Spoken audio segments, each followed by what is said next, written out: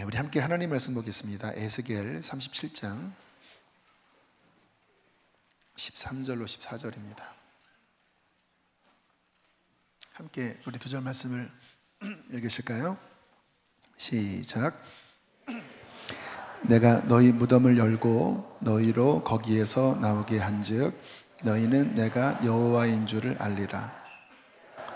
내 영을 너희 속에 두어 너희가 살아나게 하고 내가 또 너희를 너희 고국 땅에 두리니 나 여호와가 이 일을 말하고 이룬 줄을 너희가 알리라. 여호와의 말씀이니라. 아멘.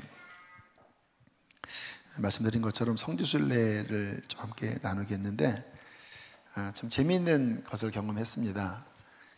원래 이스라엘이 비가 많이 안 내리는 지역이잖아요. 근데 우리가 갔는데 비가 참 많이 내렸습니다. 물론 지금이 우기 때이긴 하지만 이제 우기 거의 끝이라 비가 많이 안 내리는데 가는 곳마다 비가 많이 내렸습니다. 그래서 역시 수지선화 목자교회구나. 저희 교회는 어쨌든 뭐 기공 예배 때부터 입당 예배 때까지 늘 비가 내렸어요. 거의 끝에는 어떤 일도 있었냐면 그 갈릴리 호수에 굉장히 큰 호수거든요. 이제 비가 내렸는데 무지개가 다 걸렸습니다. 지금 사진을 잠깐 보여주실까요? 차 안에서 찍은 건데 제 평생 이렇게 선명하고 큰 무지개를 처음 봤습니다. 호수 바닥부터 진짜 하늘을 둘러서 그냥 거의 동그란 걸 다 보일 정도로 쌍무지개가 떠서 뭔가 의미가 있구나. 성지순례를 또 와야 되겠다 이런 감동도 받고 또 많은 성도님들이 함께 오시면 좋겠다 하는 마음이 들었습니다. 좋았던 게 몇 가지가 있는데요. 성경을 더 깊게 이해할 수 있는 시간이 되었습니다. 왜냐하면 그 현장의 지형 속에서 그리고 특별히 가이드를 유대인 크리스찬, 메시아닉 주라고 하는데 유대인 크리스찬 형제가 아주 깊이 있게 다뤄줬어요. 그런데 유대인은 자신의 민족이잖아요. 이 성경이 본인 민족의 이야기잖아요.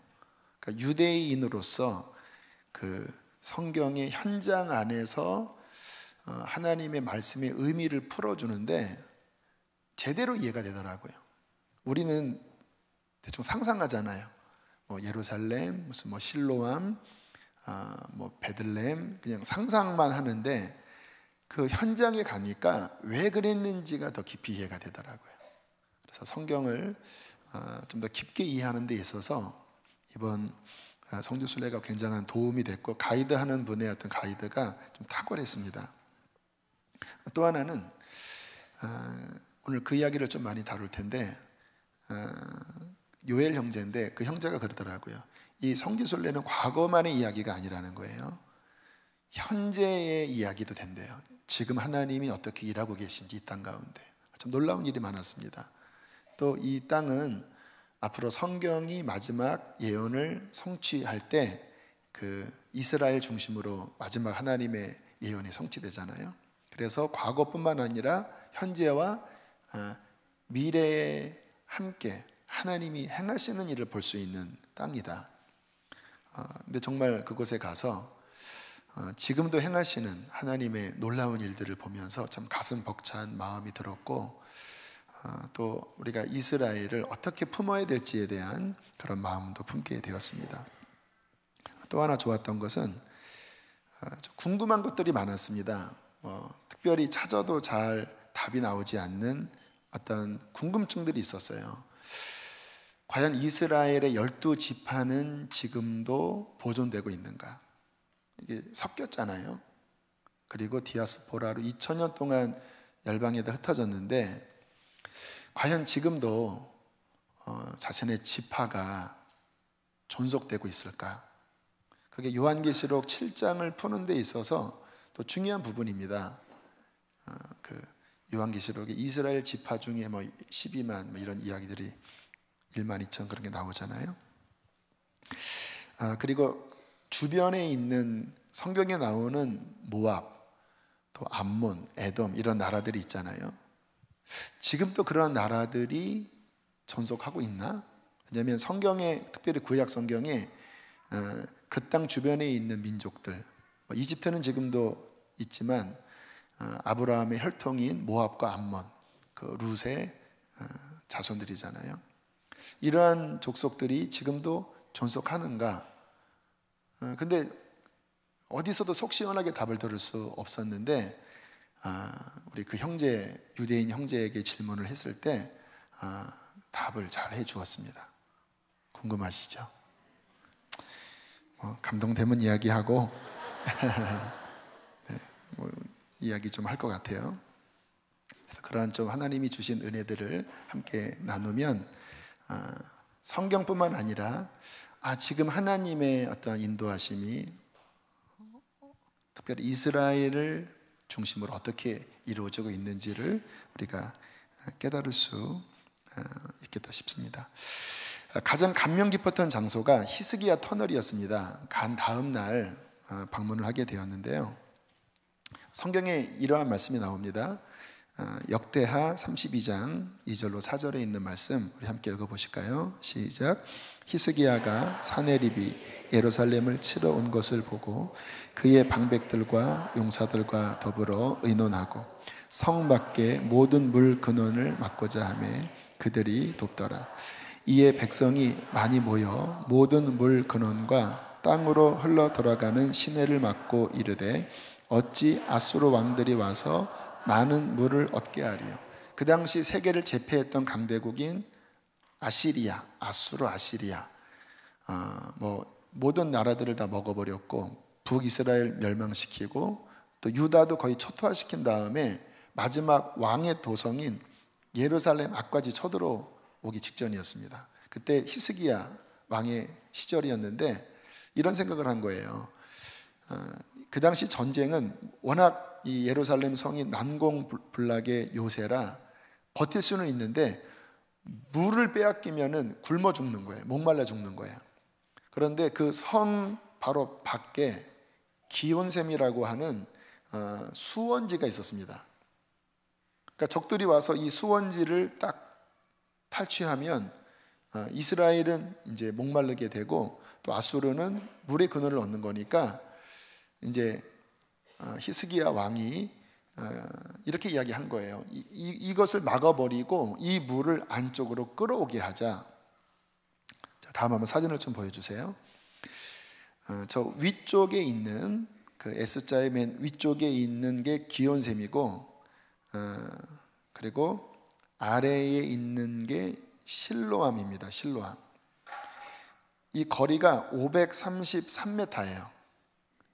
그리고 위에 있는 기온샘에서 실로암까지 단차가 30cm예요.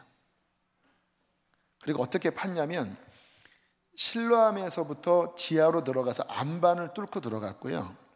그리고 위에서도 역시 안반을 뚫고 저 S자 형태로 땅속에서 S자 형태로 파 들어간 거예요. 다음 사진 좀 보실까요? 저런 동굴 형태를, 저거보다 더 좁아요. 그러다가 중간에 한 3, 4m 되는 높이, 폭 1m 정도밖에 안 돼요. 그리고 안반입니다. 533m가 저 S자 코스로 단차 30이 돼서 중간에서 만났습니다. 7개월 만에. 기적입니다. 여기 건축하시는 분은 이거는 그 당시에는 불가능한 일이라는 것을 대번에 아실 거예요. GPS도 없고 기계도 없는 건데 흙을 판 게 아니라 돌을 파는데요. 그 수로를 보여주는데 어느 지점에서는 일로 가다가 갑자기 확 꺾습니다. 그러니까 돌자국이 그대로 나 있고 다시 옆으로 틀어요. 저쪽에서 만나기 한 10m 앞에서 일로 가다가 40도 가까이를 꺾고 또 가다가 또 꺾고 끝내는 딱 만난 거예요. 이 만난 지점에 비문이 있었습니다. 그 내용을 보면 우리 형제가 이곳에서 서로 만났을 때 너무나 기뻤다. 너무나 기뻤다. 기가 막힌 거잖아요. 물을 끌어들이려면 이게 단차가 맞아야 되는데 533m가 30cm 높이로 해서 그 단차가 정확하게 맞아서 딱 연결되었을 때, 이거는 그러니까 그 당시를 생각해 보면 이거는 단순히 서로 연결된 게 아니라 생명이잖아요, 생명.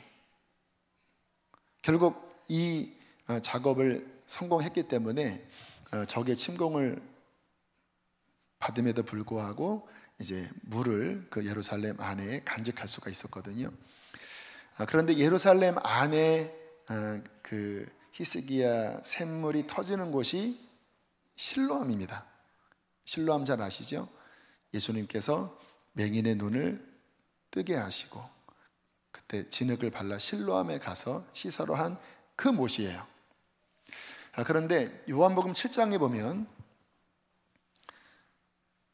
예수님께서 그 초막절에 있었던 이야기를 하는데, 초막절은 이제 이스라엘이 농사 다 마치고 하나님 앞에 그 추수감사 축제를 하는 게 초막절인데, 그 초막절의 그 절기 행사가 어떤 식이냐면 이 실로암에서 물을 길어다가 성전으로 올라갑니다. 거리상으로 또 한 500m 될 것 같아요.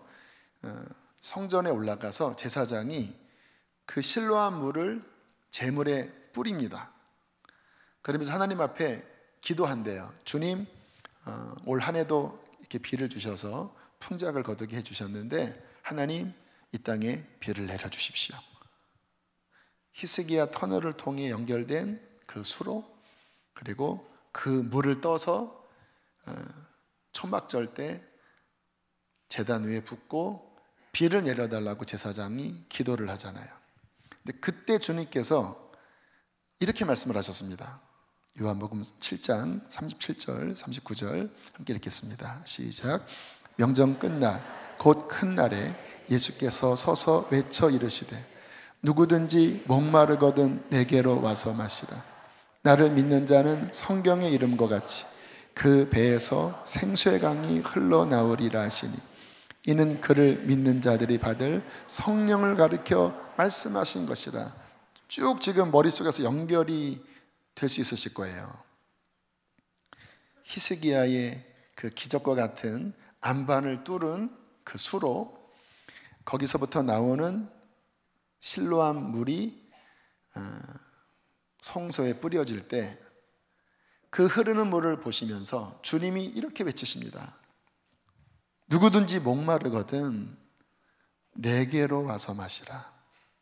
나를 믿는 자는 성경 이름과 같이 그 속에서 생수의 강이 흘러나오리라. 성령을 의미한다라는 거예요. 이 이야기를 듣는데 제 마음 깊은 곳에 어떤 말씀들이 연결이 되더라고요. 히스기야의 수로가 연결됐듯이, 그래서 샘물이 성 안에 들어왔듯이 주님께서 우리 안에 이 딱딱한 죄의 돌을 부수시고 그분께서 하늘 생수가 흘러 들어오도록 생수의 물을 터뜨려 주셨구나. 누구든지 목마르거든 내게로 와서 마시라. 나를 믿는 자는 그 속에서 히스기야의 생명줄인 그 물이 흐르듯 그 배에서부터, 이 배가 실로암이 되는 거죠, 생수의 강, 비로소 진정한 샘물인 생수의 강이 흘러나오리라. 제가 가이드 이야기를 들었을 때 그런 깨달음이 제 안에 일어나면서 너무너무 감동이 됐습니다. 그 히스기야의 수로가, 기적과 같은 수로가 우리 안에 뚫렸구나. 이제 주님을 믿을 때 생수가 넘쳐나는 것이구나. 우리가 요즘 많이 부르는 그 외치세, 깊은 곳에서 생수가 터져나네. 가사가 뭐지요? 내게 흐르는 생명의 강물, 영원히 마르지 않는 샘. 하늘의 문을 열어 생명수를 우리에게 부어주소서. 깊은 우물이 샘솟네. 생명수가 일어나네. 우리 함께 춤을 추세. 주의 강가로 깊은 우물이 샘솟네. 생명수가 일어나네. 함께 뛰며 기뻐 뛰세. 주의 강가로 외치세 깊은 할렐루야. 주여, 정말 생수가 솟는 이 은혜, 뭐 예루살렘 가지 않아도 괜찮아요. 우리 안에서 생수가 터졌습니다. 아멘. 그러면서 우리 가이드 형제가 이런 이야기를 했어요. 믿음이란 무엇인가에 대하여, 오늘은 좀 말씀이 좀 약간 폭넓게 스펙트럼이 좀 넓으니까 이제 거기서 은혜 받은 것을 하나로 잘 꿰쓰니까요, 좀 왔다 갔다 하더라도 이해를 해주시기 바랍니다. 그런 이야기를 하더라고요. 유대인에게 있어서 믿음은 이와 같은 거래요. 그러니까 적들이 쳐들어올 때 히스기야가 정말 하나님을 잘 믿는 사람이었는데 가만히 앉아서 기다린 게 아니라 행동했다라는 거예요. 기도하면서 하나님이 주신 지혜에 따라 물을 막고, 물론 하나님께서 아수르를 하루에 18만 5천을 몰살시키시긴 하셨어요. 그러나 히스기야는 그냥 가만히 있었던 게 아니라 하나님 주시는 지혜로 최선을 다하여 모든 것들을 다 하고, 그리고 하나님 앞에 맡겼다. 근데 유대인에게 있어서 믿음의 개념이 이것이라고 이야기를 하더라고요. 여러분, 히브리서 11장에 믿음은 하고 내리는 정의를 보면 다 움직입니다. 믿음은 아브라함이 갈 바를 알지 못하나 하나님께 순종하여 그 길을 간 게 믿음이에요. 믿음은 여리고성을 돈 게 믿음이에요. 믿음은 기생 라합이 자신의 목숨을 내놓고서라도 이스라엘 백성들 정탐꾼을 숨겨준 게 믿음이에요. 그러니까 우리가 알고 있는 그런 믿음의 개념이 성경적인 개념과 좀 다르다고 하는 느낌을 받았어요. 유대인에게 있어서 믿음은 움직이는 것, 순종하는 것. 자, 이와 같은 유대인의 믿음과 어떤 지혜로 인하여 그 이스라엘 땅에 일어난 기적에 대하여 이번에 더 깊이 있게 보게 되었는데, 뭐 우리가 이제 좀 전에 기도했던 것처럼 이스라엘이 1948년도에 이제 독립이 됐잖아요. 그런데 그러면 그 AD 70년 로마 디토스 황제, 디토스 장군의 공격으로 예루살렘이 완전히 무너져서 돌 하나 위에 돌이 세워지지 않을 정도로 박살났거든요. 그리고 이제 유대인은 전 세계의 디아스포라로 흩어졌습니다. 근데 성경의 약속은 마지막 때 분명히 돌아오리라고 하는 약속을 하셨는데, 그러면 2000년 동안 그 땅이 어떻게 지내왔을까? 아마 그 생각 한 번도 안 해보셨죠? 오늘 좀 기도할 때 조금 수정할 내용도 있는데, 팔레스타인이라고 하는 사람들이 그 땅에 나라를 이루어 살고 있었나? 그렇지 않다고 그래요. 현실을 지금 이야기하는 거예요. 제가 이스라엘 편에 서서 하는 이야기가 아니라 역사적인 현실을 이야기하는 거예요. 그 땅이 어떻게 됐냐면 누구도 주권을 내세우지 않을 정도로 그 땅이, 물론 이제 그 역사에 따라서 로마가 그 땅을 지배하기도 하고 또 이슬람이 지배하기도 하고 나중에는 오스만 투르크라고 하는 그러한 제국이 그 땅을 지배하면서 굉장히 긴 시간 이슬람이 그 땅을 다스리기는 했지만, 제국이 다스리기는 했지만, 어떠한 오묘한 일이 있었냐면 그 땅의 대부분이 살 수 없을 정도로 황폐하게 됐다라는 거예요. 근데 역사적으로 왜 그랬냐면, 특별히 오스만 투르크 제국은 일부러 그 땅을 완전히 망가뜨리려고 작정을 했대요. 모든 나무를 다 베개했답니다. 거기에 뭐 아무래도 베두인이라고 하는 그 유목민들이 뭐 구석구석에 살고 있었거든요. 또 유대인들 중에서도 또 가난한 사람들이 좀 구석구석 살고 있었나 봐요. 근데 집에 나무를 놔두면 나무 하나당 벌금을 매겼대요. 비싼 벌금을. 그래서 나무를 다 베게 만들었대요. 그 땅이 어떻게 됐느냐? 원래는 적과 끓이는 땅이었거든요. 물론 중동 지역, 그 기온이 높은 지역이지만 하나님의 축복으로 아주 아름다운 소산이 나는 지역이었는데 2000년 동안 그 땅이 황무지가 된 거예요. 우리가 갔던 북쪽의 갈릴리, 예수님이 주로 역사하셨던 그 갈릴리 지역이 엄청난 호수거든요. 바닷물이 아니라 민물 호수입니다. 엄청나게 커요. 그래서 그 주변은 언제나 비옥하고 또 아주 농산물도 잘 나는 고대로부터 보석과 같은 도시였는데, 그 갈릴리 지역이 1900년도 이전까지만 해도 늪지대가 됐다라는 거예요. 나무를 다 베고 또 어떻게 사람이 살 수 없을 정도로 전갈, 뱀, 그리고 특별히 말라리아가 기승을 부려서 그 비옥했던 지역에 사람이 살 수가 없었다고 그러는 거예요. 그리고 이스라엘 대부분의 지역은 땅이 죽어버린 거예요. 농사도 안 되고 나무도 없고 2000년 동안.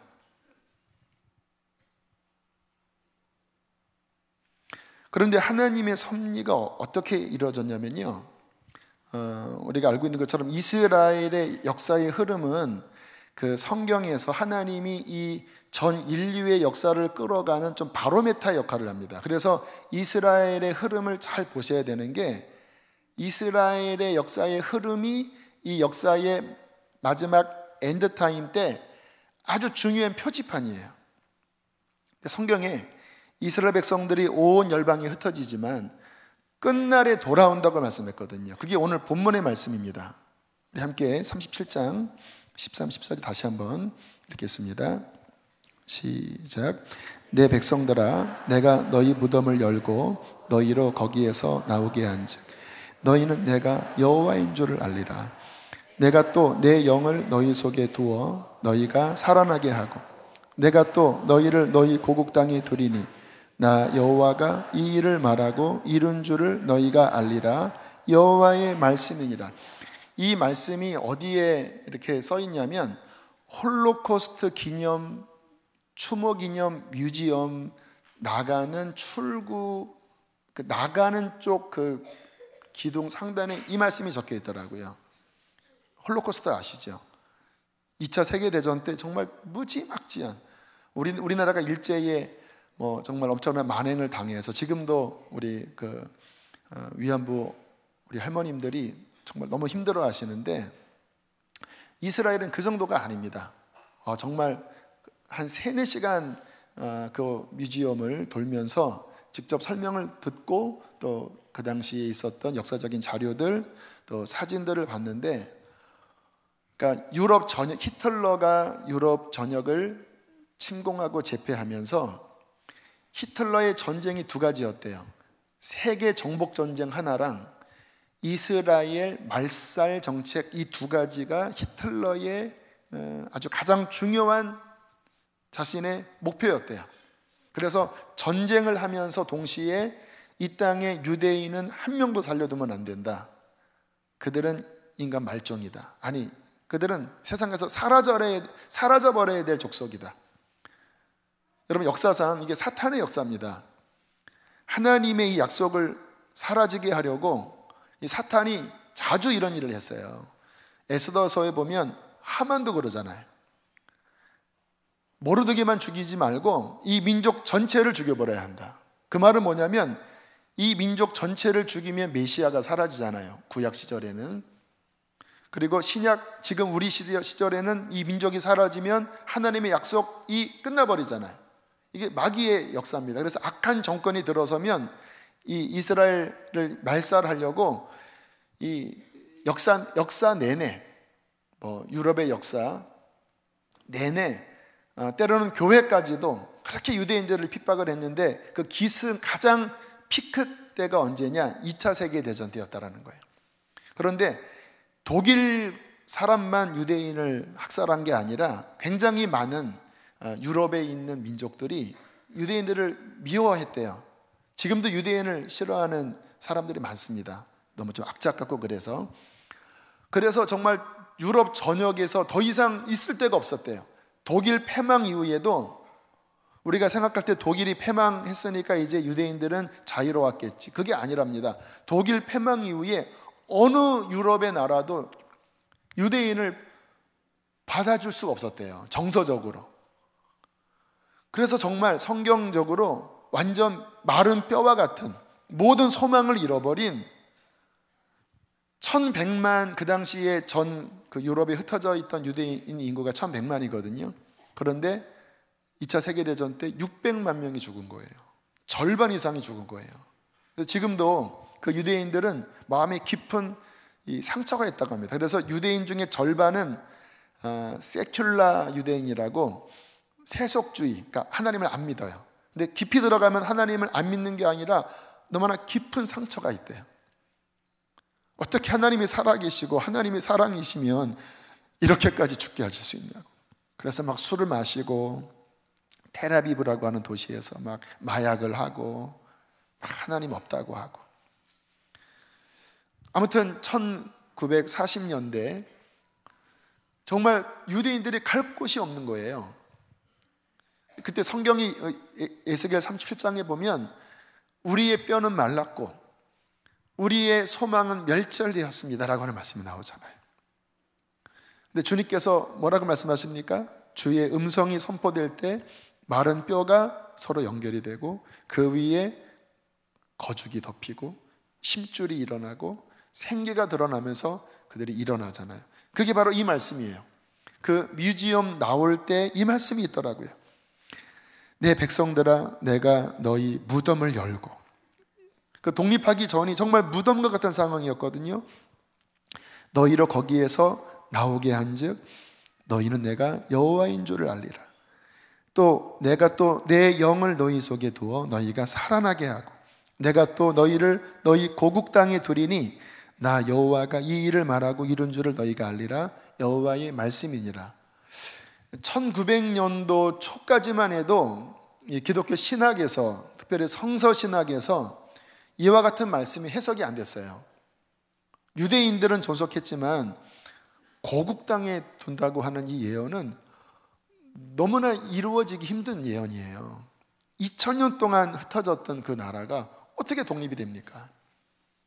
그런데 1900년도 전후로 해서, 이것도 하나님의 감동이었는데, 유럽 전역에 있었던 많은 유대인들 안에 다시 고토로 돌아가자라고 하는 시온주의 운동이 일어났대요.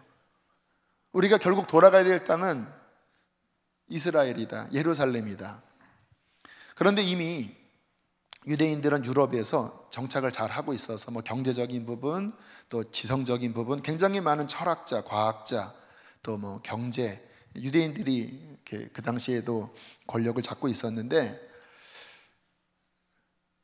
그런 시온주의 운동을 이제 일으킨 분들이 우리 다시 돌아가자 이야기를 했는데 갈 수가 없는 거예요. 왜냐하면 살 수 없는 땅이니까. 그냥 적당한 땅이 아니라 완전히 황폐한 땅이니까.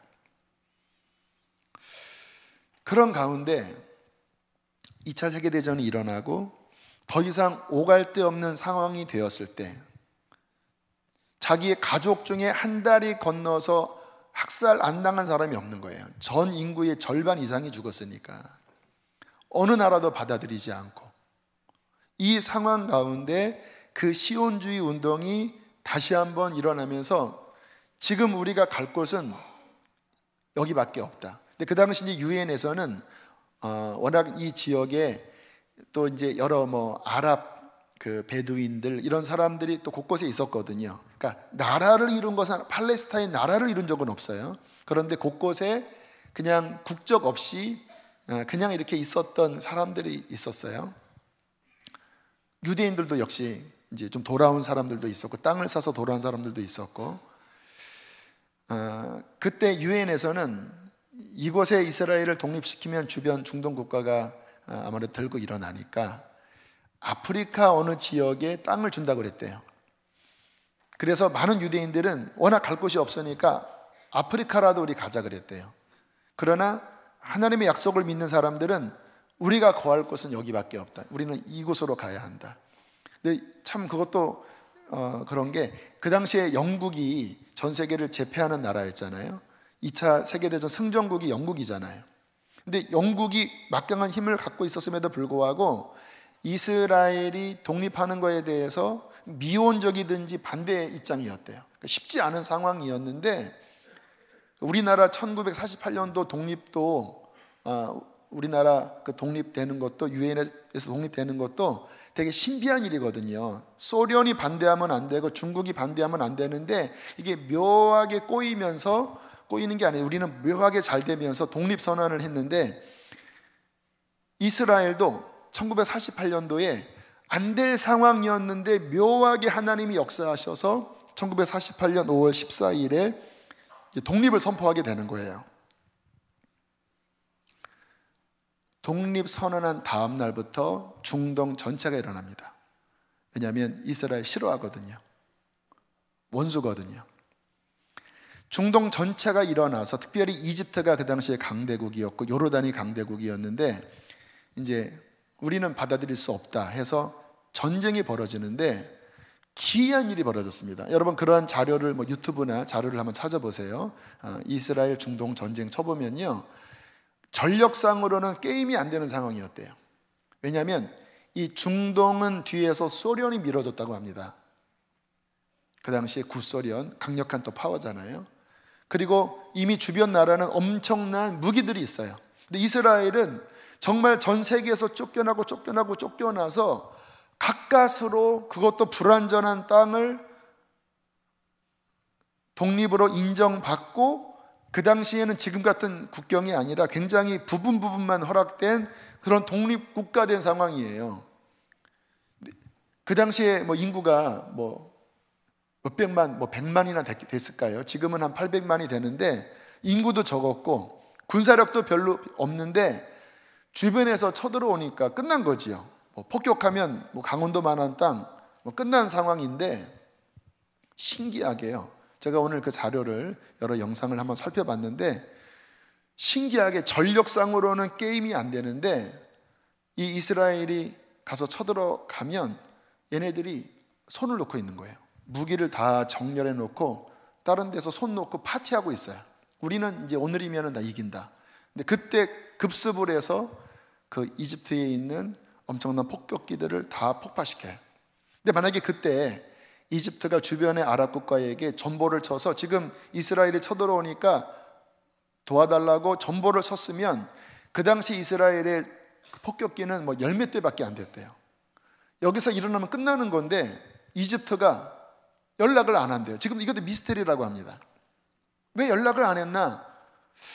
가만히 그 내용을 보니까 이집트가 자신들이 이렇게 졌다고 하는 이야기를 알리면 자존심 상하니까 그것 때문에 안 했다. 아무튼 말도 안 되는 일 속에서 전쟁을 계속 이기는 거예요. 그리고 처음에는 작은 땅을 분여받았는데, 아랍에서 쳐들어오면 그것을 이기면서 나라가 점점 영토가 확장이 돼요. 이러한 일들이 벌어지면서 또 어떤 일이 있었냐면요, 한 명이 1000명의 적군을 포로로 잡은 적도 있었대요. 그래서 총 하나로 1000명을 포로로 잡았는데, 웃기세요? 얘기 들어보니까 그 뒤에 엄청난 천사가 있는 거예요. 그거를 1000명이 아랍 군사가 보고 그냥 총 놓고 손을 든 거예요. 그래서 한 명의 군사가 1000명을 데리고 온 그러한 일들도 실제로 있었다라는 거예요. 심지어는 왕벌이, 성경시대처럼 왕벌이 공격하기도 하고. 그래서 그 당시에 전쟁이 일어나고 또 67년도에 6.1 전쟁이 몇 번의 전쟁이 있었는데, 그때마다 전력은 열세였지만 전쟁을 하면 속수무책으로 적들이 무너지는 거예요. 그리고 이스라엘이 회복이 되면서, 물론 지금 여러 복잡한 정세 가운데 있지만 어쨌든 성경의 약속들이 그 땅 가운데서 이루어지기 시작했어요. 어떤 신비한 일이 있었냐면, 아까 말씀드렸죠, 완전히 땅이 다 황폐하고 있었다고. 근데 이들이 개간을 했습니다. 아까 얘기했죠, 그들이 갖고 있는 믿음은 그냥 손을 놓고 있는 게 아니라 하나님이 주신 지혜로 최선을 다하고 하나님을 신뢰하는 거라고.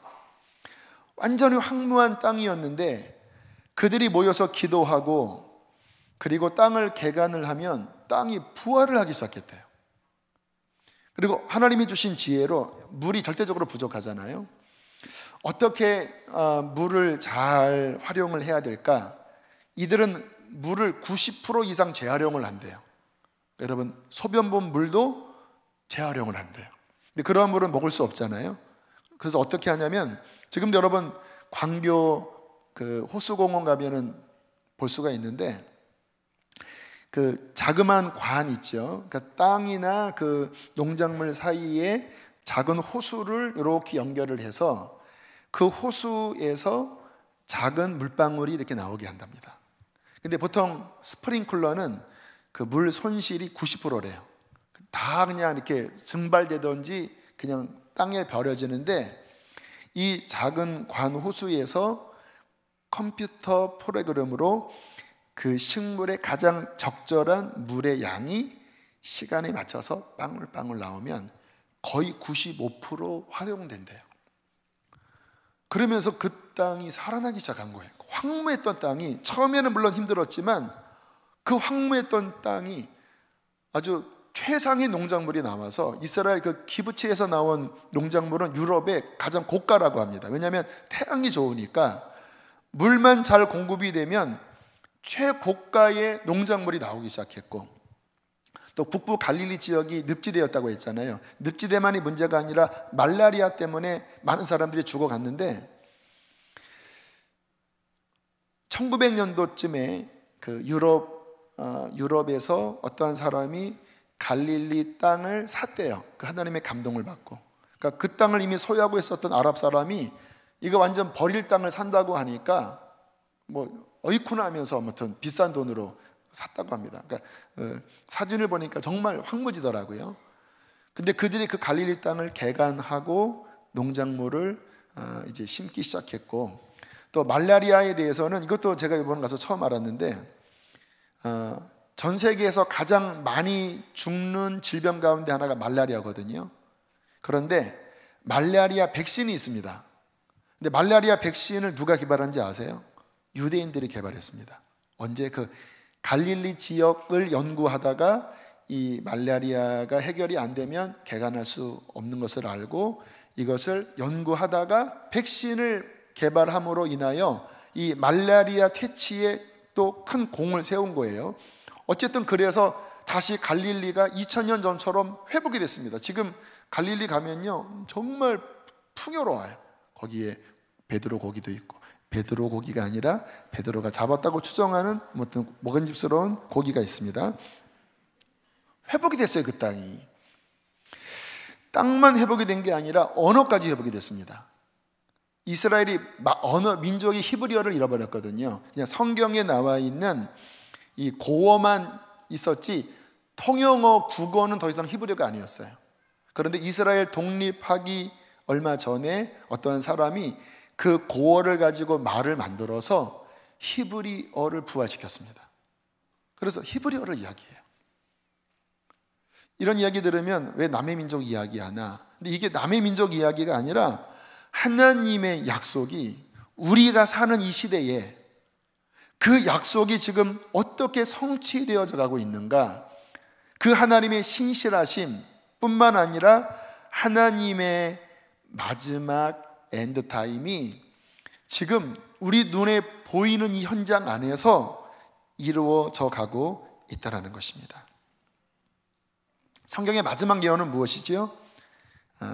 다시 한번 큰 전쟁이 그 땅에서 일어나고, 그리고 이스라엘이 이제 하나님 앞에 완전히 돌아오면서 예수를 메시아라고 시인하고, 그리고 주님이 감람산으로 재림하시는 게 마지막이거든요. 감람산 가봤더니 거기 무덤들이 이렇게 있는데 다 예루살렘을 바라보고 다 있더라고요. 그래서 재림하면 벌떡 일어나면 딱 성경 딱 보는 이런 형태로 다 누워 계시다고 그래서 여러분도 혹시 원하시면 가서 조용히 이렇게 누워 있게 그렇게 해드릴까 뭐 이런 이야기도 농담으로 했습니다. 자, 또 하나 그 쿰난이라고 하는 곳에 갔습니다. 사해에 있는 쿰난, 아마 쿰난이라고 하는 말을 들어보셨을 텐데, 이 쿰난에서는 역사상 엄청난 고고학적 발견이 있었던 곳이에요. 그 말씀 지나가서 다음 사진을 좀 보여주실까요? 자, 여기가 쿰난 동굴입니다. 여기는 자연적인 동굴이 많은 그런 지역인데 1900년도 초에 베두인이 목동들이에요. 목동들이 양을 치다가 양을 한 마리를 잃었대요. 그래서 어떤 어린 목동이 양을 찾으러 돌아다니다가 저 동굴에 양이 있을까 해서 돌을 딱 던졌답니다. 근데 돌을 샥 던졌는데 땅땅땅 하는 게 아니라 땅땅 폭칙 이렇게 한 거예요. 뭐가 깨진 소리가 나는 거예요. 이게 뭐지? 하고 들어가 봤더니 다음 사진, 저런 토기로 된 항아리 안에 양피지 두루마리가 있는 것을 발견을 했대요. 그래서 이게 뭘까? 하고 일단은 이제 자기가 갖고 있다가 지나가는 골동품 상에게 팔았더니 비싼 돈으로 사가더래요. 그래서 야, 이거 뭔가 있구나. 그래서 이제 그 주변에 있는 모든 베두인들이 이제 로또다 하면서 모든 동물마다 뒤졌더니 수백 개가 나온 거예요. 수백 개가.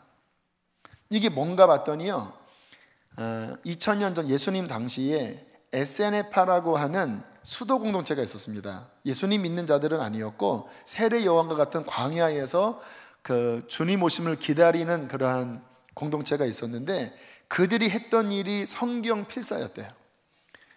성경을 열심히 필사한 다음에 이것을 보관하기 위해서 이러한 토기 항아리에 넣고 그것을 지하 이런 동굴 안에 놓은 게 2000년이 보존된 거예요. 근데 이게 왜 대단한 일이냐면 아마 좀 신학을 좀 간접적으로 공부한 분들은 어떤 이야기를 들었냐면 우리가 갖고 있는 성경이 다 사본이라고 하는 이야기 들어봤을 거예요. 그러니까 원본이 없어요. 다 사본들이에요. 그러니까 이사야가 쓰면 그 밑에 제자들이 그것을 복사하고, 그러니까 손으로 필사해서 복사하고 또 다른 제자가 필사로 복사하고 그렇게 내려온 게 성경인데, 그렇게 하다가 이제 어느 시기에 사람들이 모여서 기도하면서 정경을 만들거든요. 그런데 1900년 전후에 독일 지역에서, 그러니까 독일이 그게 참 문제인데 자유주의 신학이 흥왕하면서, 자유주의 신학은 이성주의입니다. 그러니까 합리성과 논리에 안 맞으면 아무것도 안 믿는 게 자유주의거든요. 근데 그 당시에, 그러니까 1900년도 초기에 갖고 있는 구약 성경의 사본이 언제적 사본이냐면 1000년대의 사본입니다. 그러니까 지금부터 AD 1000년경 사본이에요. 그런데 성경은 그 1000년 전에 써졌잖아요. 그러니까 무슨 문제 제기를 했냐면, 사람이 여기서 이렇게 말을 해도 20몇 명 지나가면 이게 다 말이 꼬이는데, 그 긴 성경이 전해져 내려오면서 우리가 갖고 있는 것은 1000년 전 건데, 그 전에 1000년, 1500년, 2000년 전에 이 사이에 얼마나 많은 오류가 있었겠냐. 그 말은 뭐냐? 성경 못 믿는다. 이거는 이스라엘 고대 문서일 뿐이다. 종교 경전이지 무슨 살아계신 하나님의 말씀 웃기지 마라. 모세가 홍해를 지나가 웃기지 마라. 이러한 자유주의 신학이 그 당시에 굉장한 사탄의 역사지요. 막 기승을 부리고 그러면서 유럽의 많은 사람들이 막 미쳐가면서 그런 유대인 학살하고 그랬던 거거든요. 유대인 학살할 때 막 교회도 실은 어떤 면에서 가담을 했습니다. 반대한 교회도 있긴 했지만. 자, 그런데 1940년대쯤에 이스라엘이 독립하기 한 전후로 해서 이 두루마리가 발견된 거예요. 그때 이제 신학자들은 내심 쾌제를 불렸다고 합니다. 자, 이제 보자고. 요게 최오래된 1000년보다 더 1000년 전 거잖아요. 예수님 당시니까. 그러면 이거를 딱 비교해 보면 이제 오류가 엄청나게 발견될 것이다.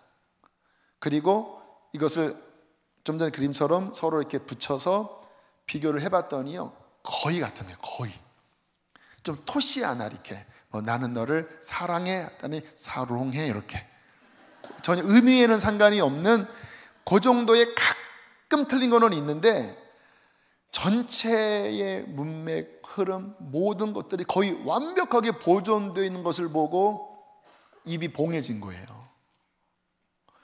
하나님께서 성경을 거의 완전하게 보존을 하셨구나. 또 더 신비한 일은 뭐냐면, 이 골동품 상들이 이제 이 사해사본을 이제 베두인들에게 샀는데, 이 사해사본을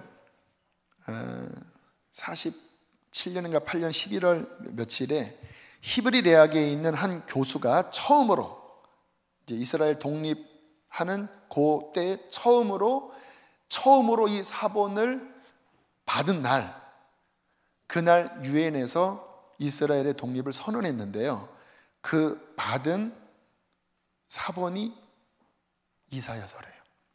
처음 받은.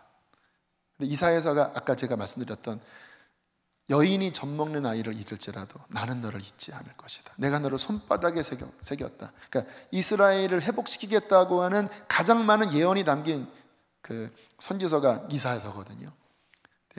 2000년 동안 꽁꽁 숨겨두었다가 이스라엘이 회복될 때 그 숨겨둔 성경을 다시 회복하고, 그리고 유엔 독립이 공포되는 그날 처음으로 히브리대 대학의 교수가 그 사본을 받았다고 하는 이 이야기, 아까 말씀드린 것처럼 과거의 이야기가 아니라 지금도 일하고 계신 하나님의 신실하심을 이루어 나가고 계신 그 하나님의 역사를 보면서 참 전율이 나더라고요. 하나님의 말씀은 반드시 이루시는 것이구나. 여러분, 우리의 신앙생활의 중심은 하나님의 말씀입니다.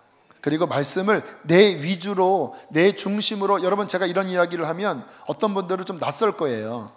보통 금요 성령 집회 때 여러 번이 은혜 받는 말씀이잖아요. 지금 이러한 성경의 약속이 이렇게 이루어지는 역사적인 실제 이야기가 여러 번에 밥 벌어먹고 사는 데에는 별로 상관이 없잖아요. 병이 낫는 것도 아니고 내적 치유가 일어나는 것도 아니고 성령 받는 것도 아니고 그냥 하나님의 약속이 이렇게 이루어지는구나, 좀 그렇게 들리잖아요.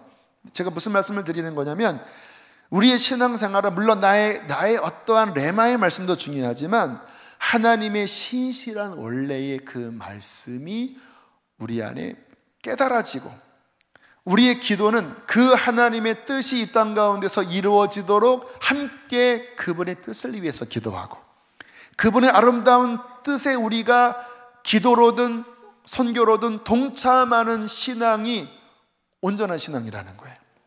또 하나는요, 아까 제가 유럽에 있는 교회들 이야기를 잠깐 했는데 참 안타까운 사실, 지금 유대인들이 기독교를 아주 싫어합니다. 왜냐하면 역사적으로 교회로부터 너무나 많은 핍박을 받았어요. 너무나 많은 핍박. 예수님을 죽인 민족이라고 해서 그럴 수도 있긴 하지만 그 2차 세계대전 때는요, 정말 완전 유대인은 인간으로 안 봤습니다. 그리고는 완전히 씨를 말리려고 했어요. 눈에 보는 앞에서 정말 끔찍한 머리를 뚜껑을 따서 뇌 조사를 하고, 그렇게 해서 만든 의학이 그 바이엘 그 제약 회사가 딱 거기서 얻은 그 연구 자료로 또 그런 약들이 나온 거거든요. 근데 이렇게 그 홀로코스트 뮤지엄에서 그 당시에 있었던 어떤 사회 분위기, 어떻든 유럽은 그 당시에 기독교적인 분위기가 많잖아요. 근데 어떻게 기독교적인 또 지성이 있는 이 유럽인들이 어떻게 한 민족을 이렇게까지 말살시키는 데에 흔쾌히 가담될 수 있었을까? 근데 봤더니 히틀러가 아주 교묘한 어떠한 이론을 만들었더라고요. 그 이론은 이제 유물론의 바탕으로 해서 또 생물학적 어떤 것으로 해서 본인의 이 민족이 게르만 민족이 가장 우수하고, 그 다음에 슬라브 민족이 그 아래고, 그 다음에 유대인 이쪽은 완전히 그냥 끈짝, 이런 것들을 아주 교묘하게 만들고 이것을 어릴 때부터 교육을 시켰대요. 학교를 만들어서 이걸 아주 세뇌를 시켜버렸대요. 사람들이 넘어간 거예요. 제가 그것을 보면서 진짜 우리가 진리 위에 바로 서지 않으면, 하나님의 말씀이라고 하는 순전한 진리 위에 서지 않으면 그럴듯한 이 세상의 어떤 조류, 어떤 발견된 또는 새로운 학설 이러한 것에 혹해서 미혹돼 버리면요, 우리도 이 마지막 시대에 어떻게 될지 모르겠다고 하는 생각이 들더라고요. 또 반대로 기독교인 우리가 마지막 시대에 그 위치에 갈 수도 있다라는 거예요.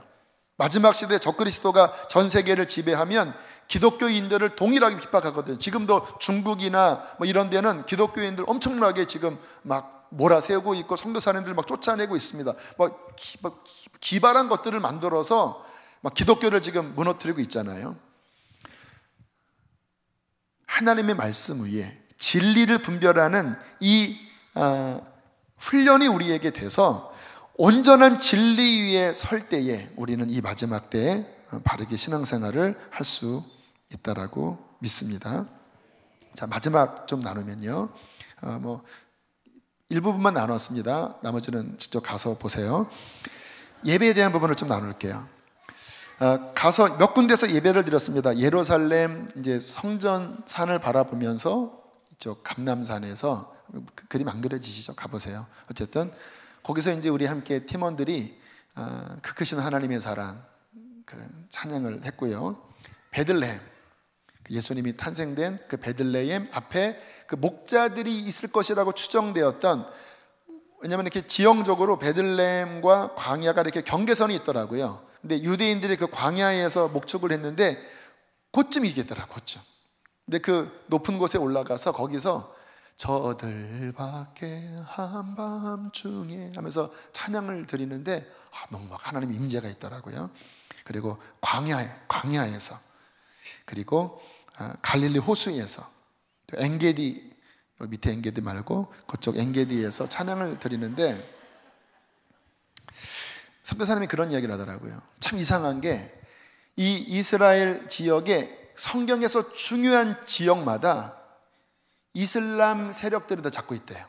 지금 이스라엘은 전체가 이스라엘 땅이긴 하지만 중요한 지역이 무슬림들이 다스리거든요. 베들레헴, 예루살렘의 맨 중앙인 성전산, 그러니까 성전이 건립된 그곳이 황금돔 있는 무슬림 아주 가장 강력한 진이 있는 곳이잖아요. 11시쯤에요 거기서부터 막 코란을 웃는 그 소리가 막 스피커로 나오는데요, 예루살렘 전체가 쩌렁쩌렁할 정도로 나와요. 그러니까 이스라엘 사람들, 유대인들이 안타까운 마음인 거예요. 이 땅을 회복했지만 가장 노른자가 성전 거기잖아요. 성전을 지어야 되는데 거기 건들면 아랍 난리 나거든요. 그 3대 성지 중에 하나이기 때문에 거기서요, 우리들이 막 가서 이렇게 보면 막 나가라 그러고, 그리고 막 11시에 막 쩌렁쩌렁 막 와야와나 마라말따 신경, 거의 뭐 불경인지 뭔지 엄청난 걸 막 울리는데, 예배 전쟁 이야기를 하더라고요. 예배 전쟁.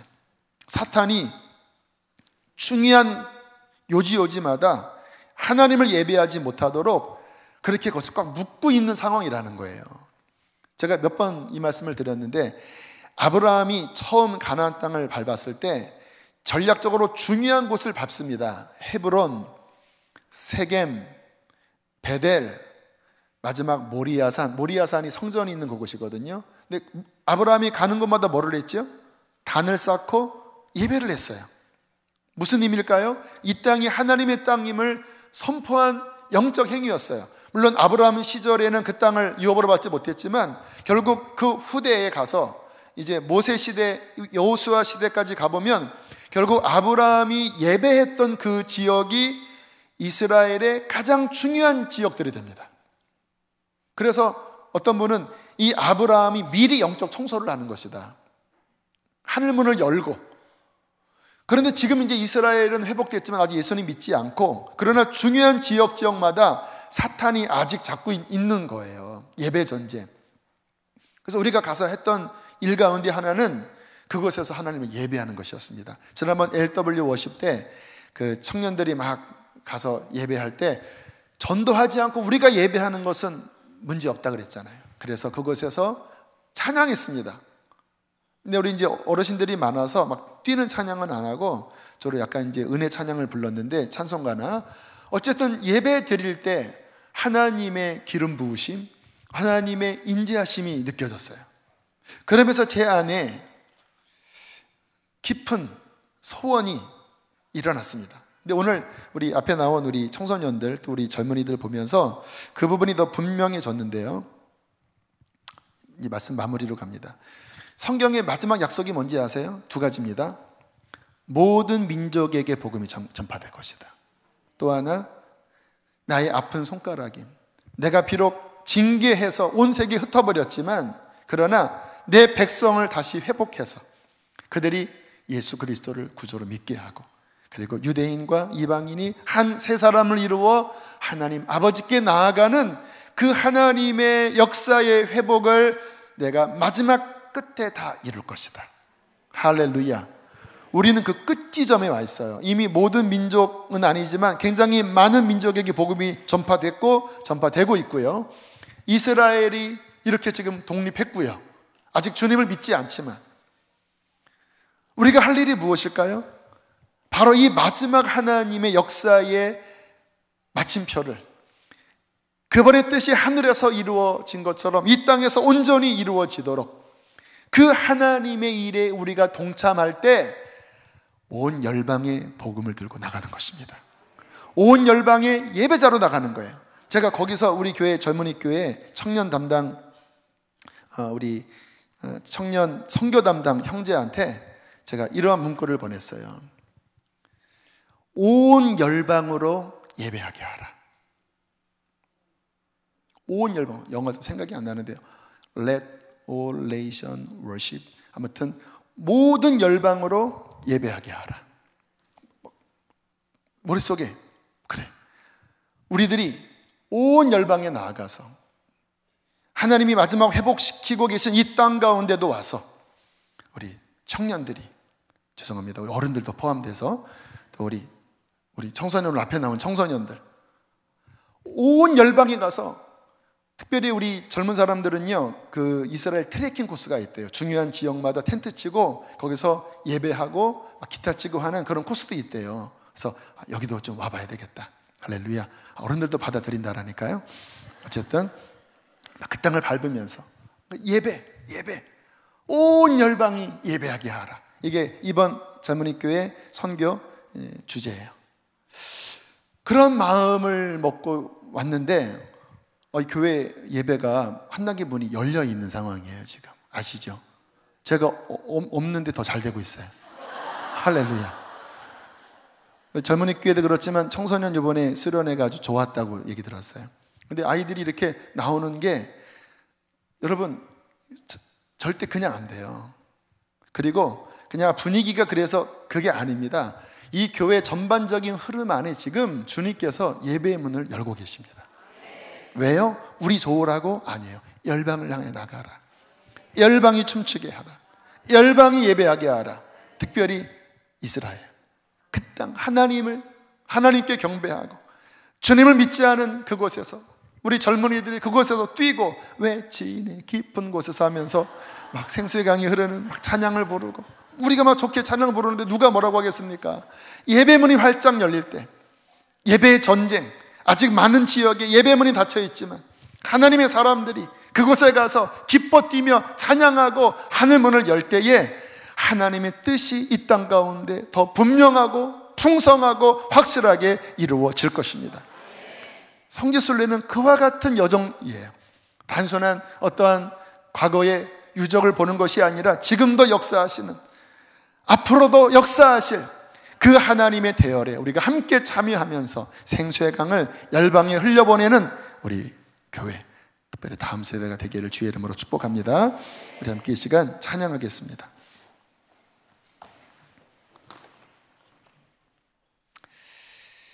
외치네 깊은 곳에서.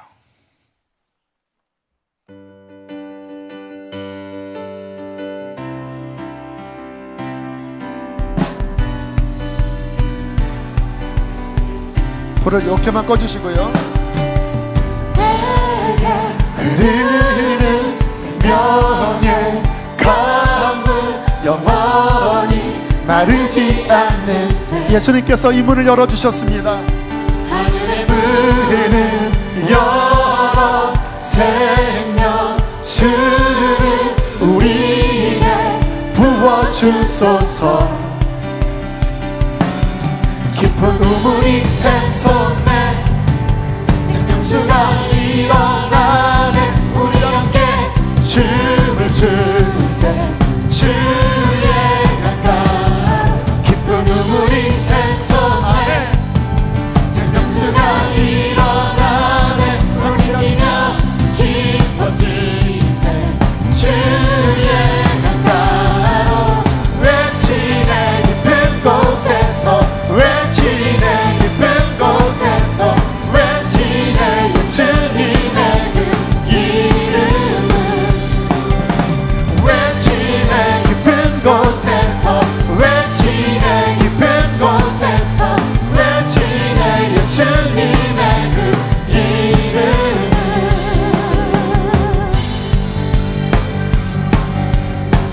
우리 주님의 열방의 증인될 분들은 자리에서 일어나실까요? 할렐루야. 내게 흐르는 생명 마지막 시대입니다. 하늘의 문을 열어주시고 주님의 풍성한 역사가 일어나게 하여 주십시오. 하늘의 문을 열어 생명수를 우리에게 부어주소서.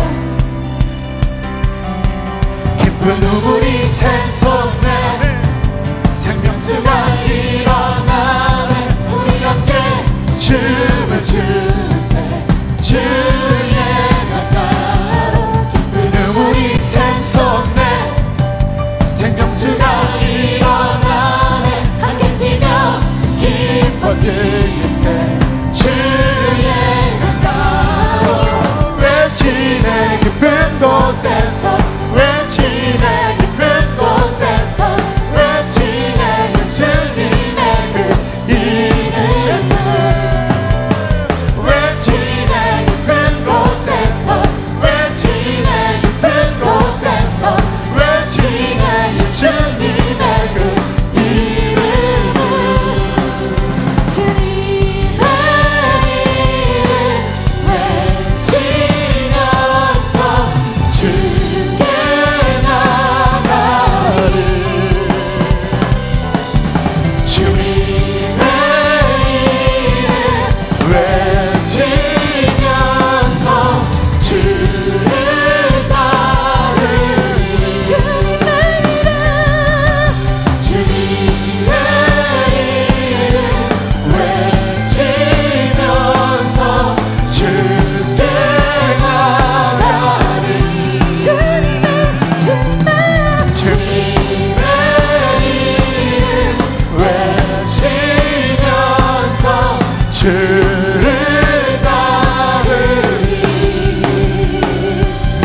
주 따라 왼쪽으로 우리 왼쪽으로 주가 오른쪽으로 우리 오른쪽으로 함께 기뻐 뛰며 춤을 추세 기뻐 뛰며 주 따라 왼쪽으로 우리 왼쪽으로 주가 오른쪽으로 우리 오른쪽으로 열방으로 나갑시다. 기뻐 뛰며 춤을 추세 기뻐 한번더 주 따라 왼쪽으로 우리 왼쪽으로 주가 오른쪽으로 우리 오른쪽으로 함께 기뻐 뛰며 춤을 추세 기뻐 외치네 깊은 곳에서 외치네 깊은 곳에서 외치네 예수님의 그 이름 외치네 깊은 곳에서 외치네 깊은 곳에서 외치네 예수님의 그 이름을 이 시간 함께 기도하실 때에 하나님 하늘문을 활짝 열어주시고 주께서 뚫어주신 이 생수의 강 주님 이 생수를 힘껏 마시고 하나님 열방으로 나아가게 하여 주십시오. 이 마지막 때 뜻이 하늘에서 이룬 것이 땅에서 이루어지도록 우리가 열방으로 나아가길 원합니다. 이스라엘 회복을 향해 나아가길 원합니다. 우리 두 손 높이 들고 주여 두 번으로 쓰고 기도하시겠습니다. 주여